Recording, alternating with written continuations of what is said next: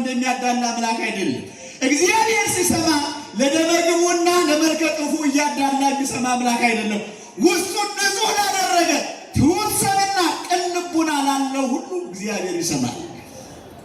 ሱባኤ ገቡ። ሱባኤያቸውን ሲጨርሱ በሰባተኛው ቀን ነጭ ንቦሳ ከማኅፀኗ ስትወጣ ንቦሳይቱ ንቦሳ እየወለደ እስከ ስድስተኛው ሲደርሱ በስድስተኛው ጨረቃ ፀሐይ ስትወልድ አይተው ጥሩ ህልም አይተው ሱባኤያቸውን ጨርሰው ወጡ። ሄደው ለተርጓሚ ነገሩት። ደግ ልጅ ትወልዳላችሁ አላቸው።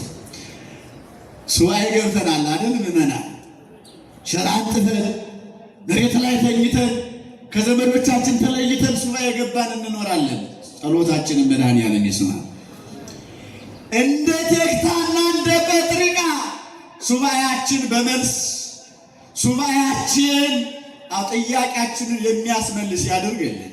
ምዕመናን ጸሎታችን ቅድመ እግዚአብሔር እንዲደርስ ጸሎታችን እግዚአብሔር የሚቀበለው እንዲሆን ጥሩ ነገር ማድረግ አለብን። ቴክታ ይህን ራእይ አየች። እንቦሳ ከማኅፀኗ ስትወጣ ጥሩ ራእይን አየች ይላል።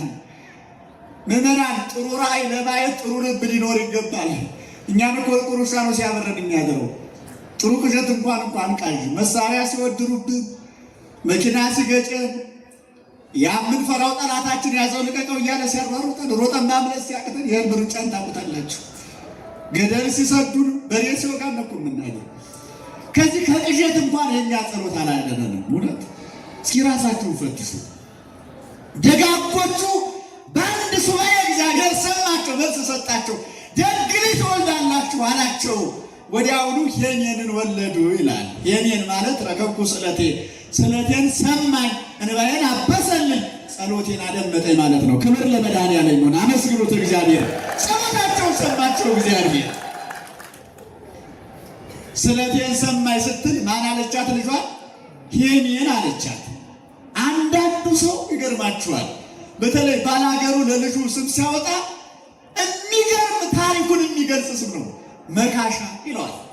መካሻ ይነ ተጎድቻለሁ፣ አዝኛለሁ፣ ልጅ በማጣት ጎረቤት በማጣት በስጋ ዘመድ በመከዳት ብቻ በስጋው ፈተና የገጠመውን ሁሉ ያስብና መካሻ ይነ ሲጡ ስጋ ወጣለታል። በቃ ሐዘኑን፣ ማንነቱን፣ ህይወቱን ይገልጻል።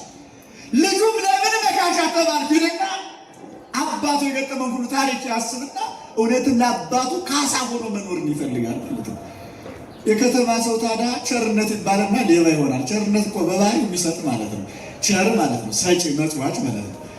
ቸርነት ተብሎ አንገት እየቀና የሚቀና፣ የሰው ኪስ የሚያወልቅ፣ የሰው ቦርሳ የሚገነጥል፣ እናቶችን የሚያሳዝን ገፊ ይሆናል።